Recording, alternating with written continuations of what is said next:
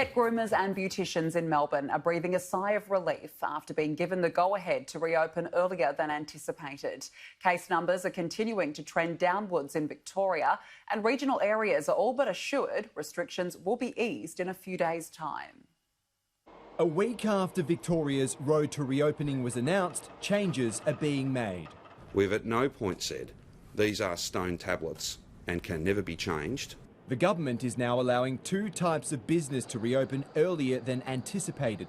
Pet grooming can operate for contactless service at a fixed venue from September 28, and beauty services will be treated the same as hairdressers, able to reopen after the third step instead of the fourth.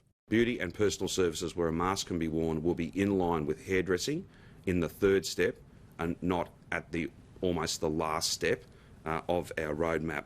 This means that services such as facials, face tattoos, face piercings, they cannot occur because a mask would not be able to be worn while those services were being administered, but other services will be able to be provided. Premier Daniel Andrews has also flagged it may not just be dates that change, but also the triggers for reopening. If it became clear at a point that the tail of this second wave was more stubborn than even the most rigorous modelling tells us, well then of course we would look at that. Regional Victoria is now all but certain to take two steps forward to reopening next week after a mystery case in Echuca turned out to be a false positive.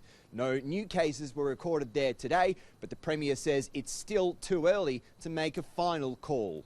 I don't think we could call it today, for example. I do think we have to go through the weekend, see Monday. Melbourne will have to wait a little longer for that step to be taken. The Premier is asking people to find hope in the trend. We're in the 30s. People can be positive. Patrick Murrell, Sky News, Melbourne.